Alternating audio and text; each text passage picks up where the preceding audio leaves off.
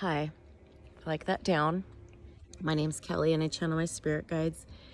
And I don't know if I should make a video right now. I don't know. But I'm sitting out on my spot, right? Got this here. And I can hear Nirvana in the distance because they're building a house and they got this speaker on. And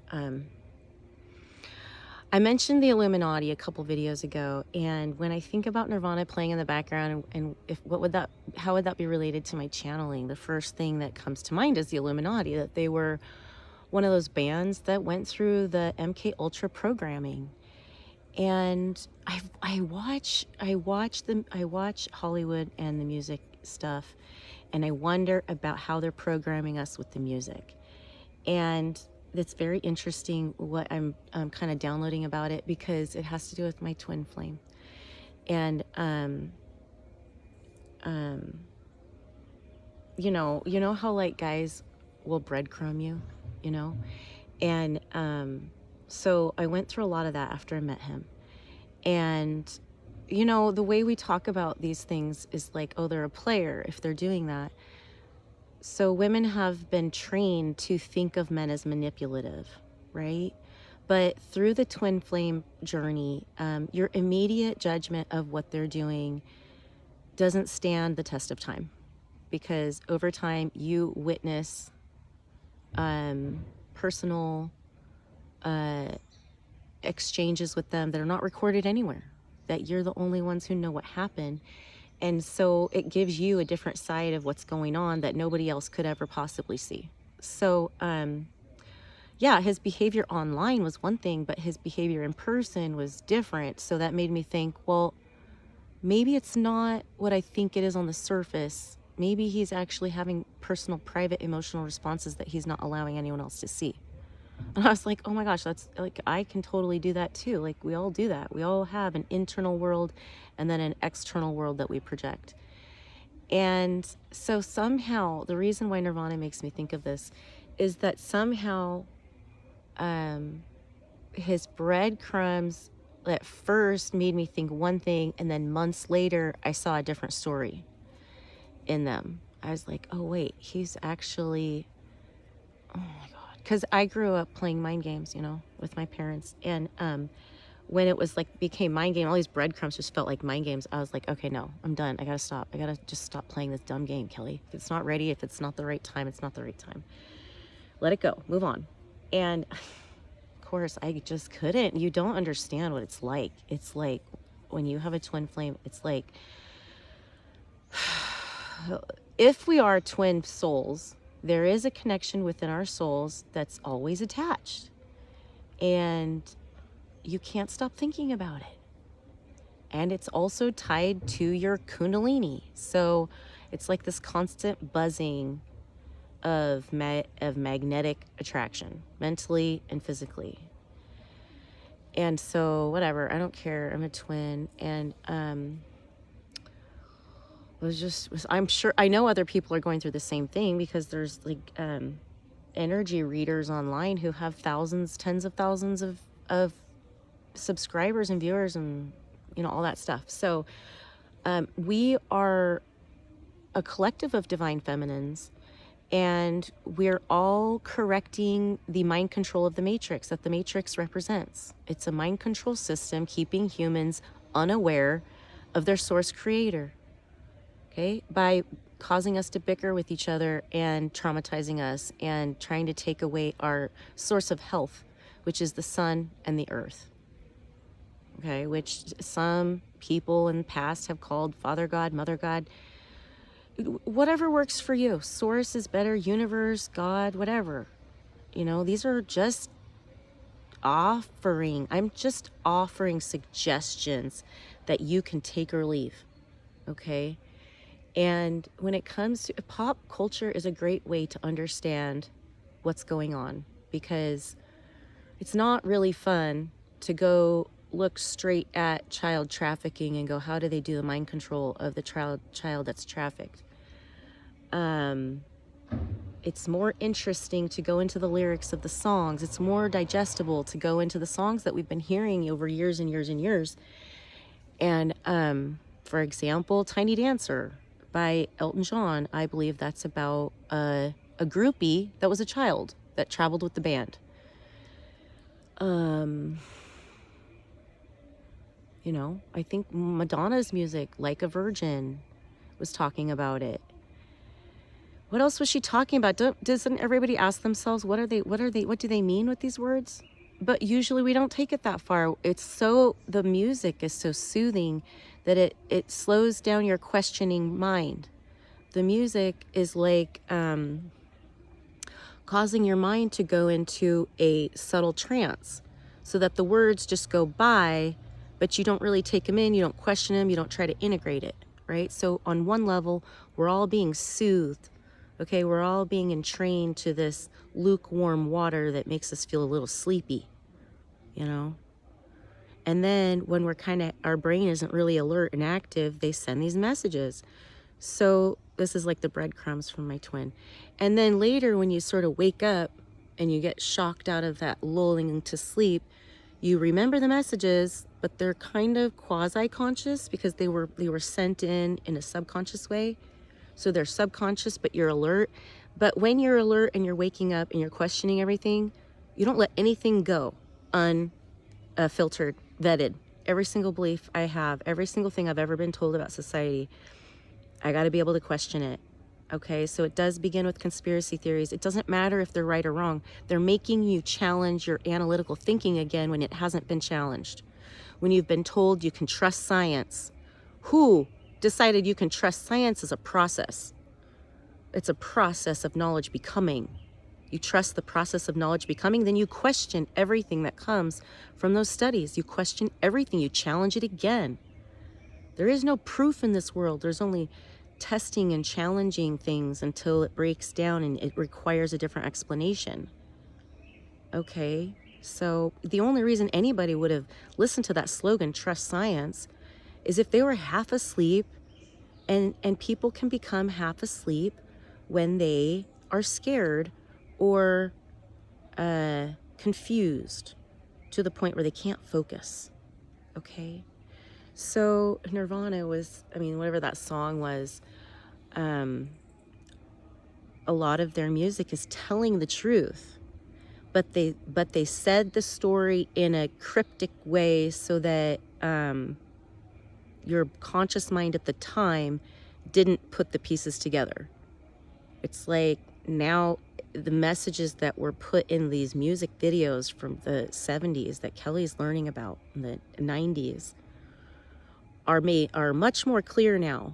Like the message was there the whole time, but I'm only able to see it now because I'm ready to admit that there is evil and that there's control going on that we're allowing because we've been beaten down, dumbed down, traumatized into accepting it.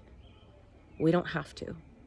And that's why what I'm saying is suppressed. That's why everything is growing so slowly, because I am challenging big money. I'm saying we don't need any of it. Lots of people would lose a lot of money if people listened to me and started doing the things I'm doing.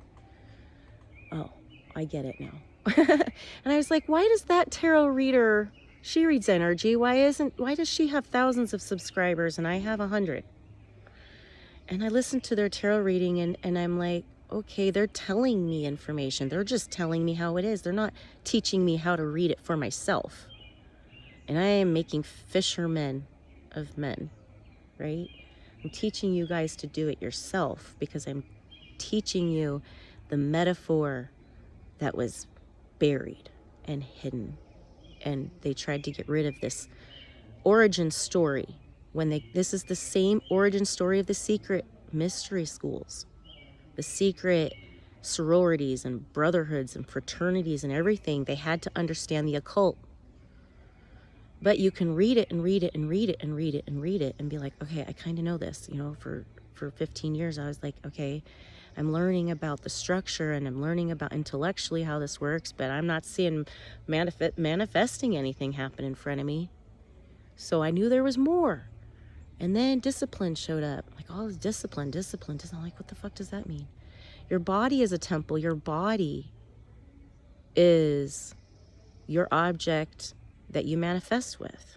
Everything about it, your nervous system, your spinal column, your muscles, your eyes, your ears, your blood, your oxygen, they all have different purposes to help your body function. And your mind is interpreting how you feel to navigate what your karma is ready for and everything. And the decision making comes down to being an observer mind and choosing whether you're going to go with the flow, what you've been programmed to do, your ego, or if you are going to step back and filter what you are doing and thinking and being through love and making changes, because there are places in your belief system, in your habits, in your lifestyle that are harmful to you and others. Everybody on the planet is harmful to themselves and others. And you're accepting where you're at because it feels normal. And the only way it's ever going to heal is if you're willing to take the time and apply the insight by first meditating and then opening your eyes and journaling and anchoring it with your discipline. Okay? And then you're seeing the new vision because you're calling on love to show it to you. So you've got to bring love into every single second of your day. You need to be in a continual state of prayer. So to go from a dense human to an enlightened crystalline being who's in a continual state of prayer, you got to look at everything. You got to look at your shadows. You got to look at your embarrassments, your shame, what you feel guilty about. You got to be able to forgive yourself, or you're not going to be able to look at that guilt. So we're explaining to you why you can forgive yourself, because you've always been innocent, but you're participating in a dream of duality. Okay? Hell only exists as a dream. It was temporary. It's not permanent. If someone tells you that you can go to hell forever, they're lying to you. Don't believe it. Hell is temporary. And it's part of the exploration of separation from your source, to touch a little bit of it. Different people took on different versions of separation from God to play with. But Kelly's only magnetically attracting the manifested reality where we're leaving that. So if anybody can hear my video, you're of the timeline where you can leave the matrix, you can ascend. If you're watching this video, unless you're a troll, and I don't understand how that works, and I don't care. But if you're watching my video, you are within the timeline of ascending or working towards it.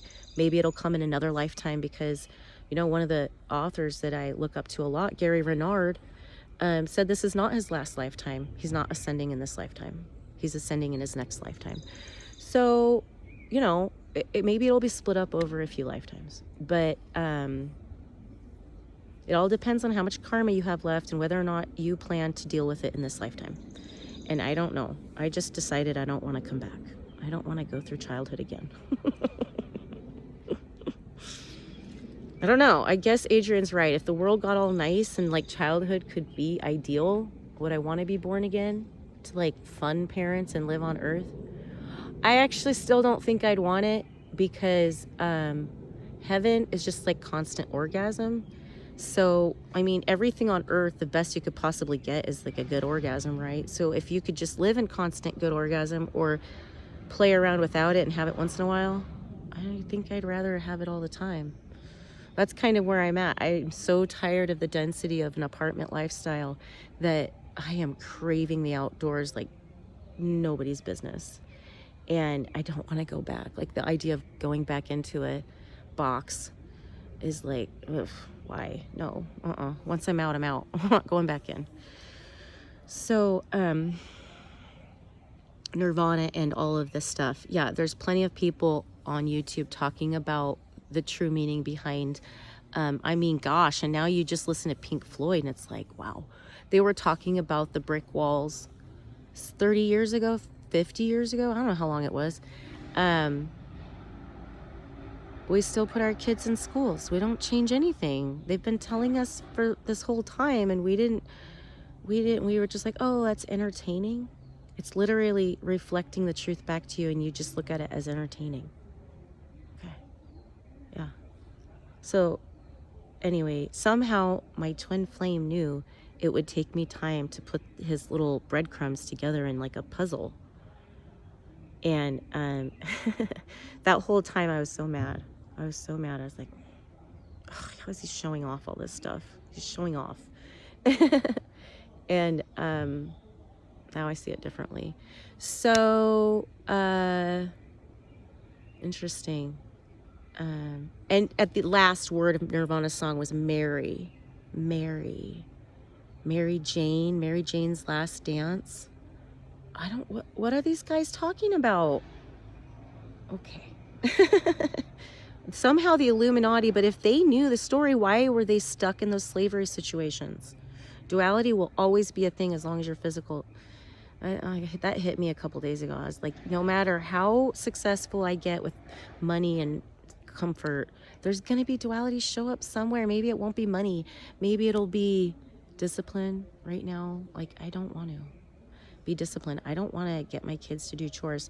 So it's not actually accomplish that goal and you're done and you're finished. It's more like figure out how you can develop your character through trying to accomplish that goal and explore the reality of duality as you do it.